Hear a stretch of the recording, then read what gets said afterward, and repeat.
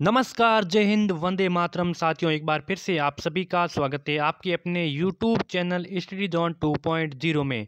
बात करेंगे SSC GD exam के लिए मॉडल पेपर, जिसमें रहेंगे आपके हिस्ट्री के क्वेश्चन, ज्योग्राफी के क्वेश्चन, पॉलिटिकल के क्वेश्चन और कुछ कला एवं संस्कृति के भी क्वेश्चन। इसलिए इस वीडियो को शुरुआत से लेकर अंत तक पूर्ण रूप से देखना है और बताना कि आपके इनमें से क्या स्कोर रह रहा है, ताकि आपकी एसएससी जीडी की प्रैक्टिस की तैयारी पता चल सके कि आपकी तैयारी कैसी है। ठीक है, तो इस वीडियो को शुरुआत से लेकर अंत तक जरूर देखें और इस यूट्यूब चैनल को सब्सक्राइब जरूर करें। बिल्कुल सब्सक्राइब कर देना, आपको मॉडल पेपर मिलते रहेंगे एसएससी रिलेटेड और आगे भी जितने भी सेंट्रल लेवल एग्जाम होंगे। तो पहला क्वेश्चन कि भारत का सबसे बड़ा बैंक कौन सा है? बताइए दोस्तों, भारत का सबसे बड़ा बैंक कौन सा है? तो भारतीय रिजर्व बैंक है, भारतीय स्टेट बैंक है, सेंट्रल बैंक ऑफ इंडिया या फिर बैंक ऑफ इंडिया? जल्दी से बताइए कि भारत का सबसे बड़ा बैंक कौन सा है? तो सबसे बड़ा बैंक है भारतीय रिजर्व बैंक, यानी कि आरबीआई है, वो भारत का सबसे बड़ा बैंक है। आपको दोस्तों याद कराना बहुत ही ज्यादा इंपॉर्टेंट क्वेश्चन है, वेरी वेरी मोस्ट इंपॉर्टेंट है।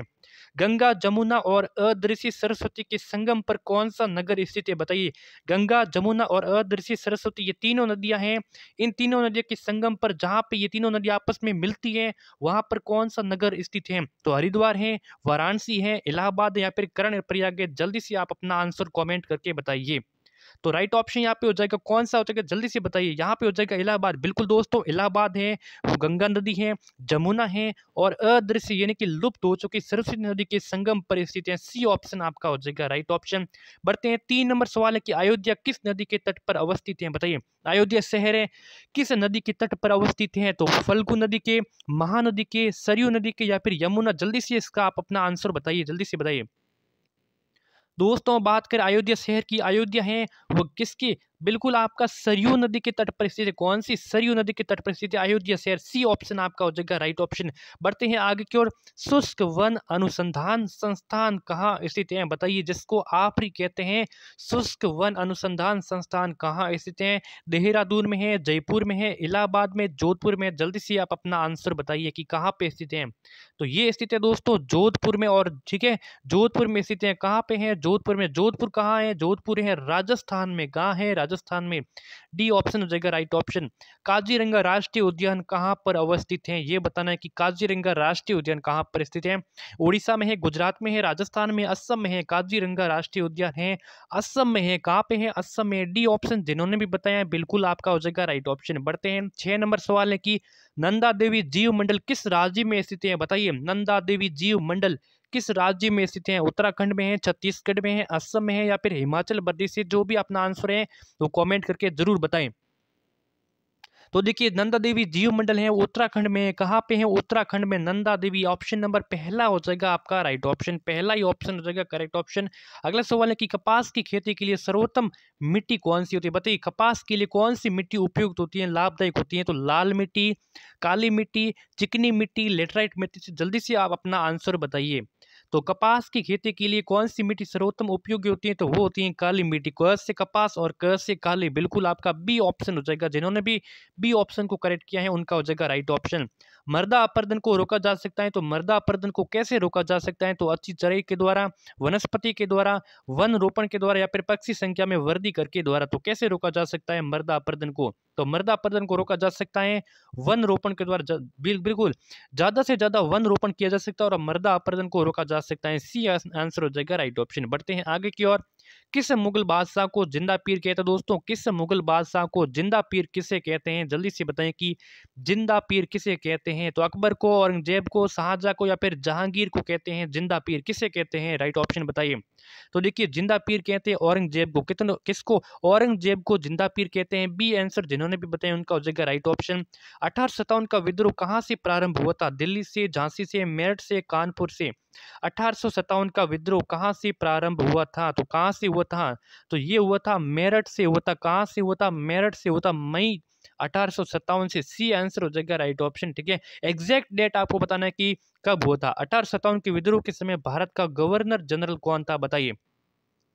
1857 की क्रांति के समय भारत का गवर्नर जनरल कौन था? तो Lord Dalhousie, Lord William Bentinck, Lord Canning या फिर लॉर्ड लिटन था? तो वो थे आपके लॉर्ड कैनिंग। बिल्कुल सी आंसर हो जाएगा राइट ऑप्शन। 1857 की क्रांति के समय भारत का गवर्नर जनरल था लॉर्ड कैनिंग। आगे बढ़ते हैं, भारतीय राष्ट्रीय कांग्रेस की पहली बैठक किस शहर में हुई थी? कलकत्ता, बम्बई, अहमदाबाद, इलाहाबाद। ठीक है, भारतीय राष्ट्रीय कांग्रेस की स्थापना जो पहली बैठक हुई थी वो किस शहर में हुई थी? तो वो हुई थी किस शहर में? तो बम्बई में हुई थी, बिल्कुल बम्बई। ऑप्शन नंबर हो जाएगा बी आपका हो जाएगा राइट ऑप्शन। आगे बढ़ते हैं। भारतीय राष्ट्रीय कांग्रेस की स्थापना किस वर्ष हुई थी? 1865 में, 1867 में, 1885 या फिर 1887 में? भारतीय राष्ट्रीय कांग्रेस की स्थापना हुई थी 1885 में हुई थी। कब हुई थी? 1885 में हुई थी, यानी कि ऑप्शन नंबर सी हो जाएगा राइट ऑप्शन। नेक्स्ट है कि बंगाल का विभाजन कब हुआ था? बताइए। 15 अगस्त 1905 को, 15 सितंबर 1905 को, 15 अक्टूबर 1905 या फिर 15 नवंबर 1905 को? बंगाल का विभाजन दोस्तों कब हुआ था? तो बंगाल का विभाजन हुआ था कब हुआ था दोस्तों? तो ये होता 15 अक्टूबर को हुआ था। कौन सा? आपको फिक्स डेट याद रख लें कि 15 अक्टूबर को बंगाल का विभाजन हुआ था। बी सी आंसर हो जाएगा यहाँ पे राइट ऑप्शन।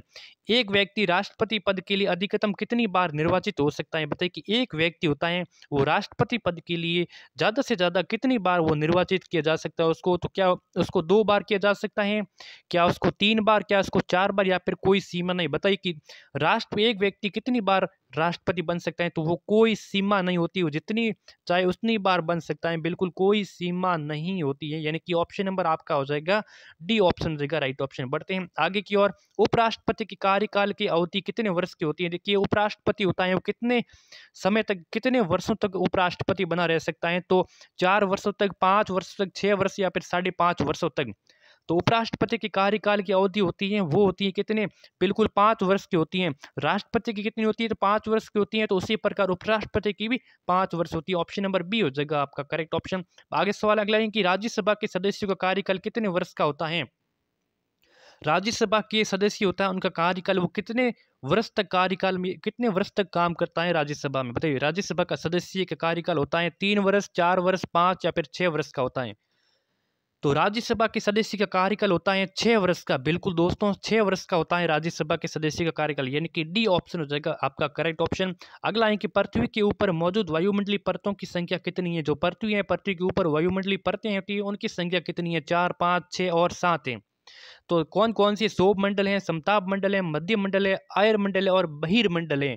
ये मैंने आरोही क्रम के हिसाब से बताएं कि शोभ मंडल सबसे पहले, उसके बाद शोभ मंडल है, उसके बाद में समताप मंडल है, मध्य मंडल है, आयर मंडल है, 5 मंडल है, बहिर्मंडल, यानी कि 5 होगी। कितनी होगी? 5 होगी। टोटल वायुमंडल की परतों की संख्या कितनी है? 5 है दोस्तों। आपका बी आंसर हो जाएगा राइट ऑप्शन। अगला सवाल है कि गोदावरी नदी का उद्गम स्थल कहाँ पे है? देखिए गोदावरी नदी जो दक्षिणी भारत की सबसे बड़ी लंबी नदी, जिसको वृद्ध गंगा भी कहते हैं, ठीक है। तो मुल्ताई नगर है, त्रेम्बगांव है, जानापाव की पहाड़ियां हैं, ब्रह्मगिरी पहाड़ी है। गोदावरी नदी का उद्गम स्थल कौन सा है? तो गोदावरी नदी का उद्गम स्थल है त्रेम्बगांव। त्रेम्बगांव बिल्कुल आपका बी आंसर हो जाएगा राइट ऑप्शन। कौन सा है? बी आंसर हो जाएगा करेक्ट ऑप्शन। बढ़ते हैं आगे की ओर। गेटवे ऑफ इंडिया कहाँ अवस्थित है? यहाँ पे आपको कंफ्यूजन जरूर होगी कि गेटवे ऑफ इंडिया कहाँ अवस्थित है। बेंगलुरु, कलकत्ता, मुंबई और दिल्ली। आपको यहाँ पे होगी किसमें? मुंबई और नई दिल्ली में। बिल्कुल आपको कंफ्यूजन होनी चाहिए। देखो देखिए गेटवे ऑफ इंडिया, गेटवे यानी कि गेटवे भारत का प्रवेश द्वार, भारत का प्रवेश द्वार पूछे तो हो जाएगा मुंबई, यानी कि गेट वे ऑफ इंडिया हो जाएगा कहाँ पे है? मुंबई में। अगर पूछ और ऐसे आ जाए कि Gate of India, Gate of India, तो वो हो जाएगा नई दिल्ली में, ठीक है। तो वे आ जाए ना, वे का मतलब रास्ता यानी कि प्रवेश द्वार, तो वो है आपका मुंबई में। कहाँ है? मुंबई में। सी आंसर हो जाएगा यहाँ पे correct option, Gate of India Nai Delhi में। तो आज के सेशन में कंप्लीट महत्वपूर्ण 20 प्रश्नों को देखा है हमने। 20 में काफी इंपोर्टेंट क्वेश्चन है, किसी न किसी शिफ्ट में आपको जरूर देखने को मिलेंगे, ठीक है। 20 के 20 इंपोर्टेंट है। और इस यूट्यूब चैनल को आपको सब्सक्राइब कर देना, नोटिफिकेशन को भी ऑन कर देना। अगर आपको एसएससी जीडी से रिलेटिव बहुत सारे मॉडल पेपर हैं मिलते रहेंगे, इसीलिए इस यूट्यूब चैनल को जरूर सब्सक्राइब करना। मिलते हैं किसी नेक्स्ट बोर्ड पेपर में, तब तक के लिए जय हिंद, जय भारत।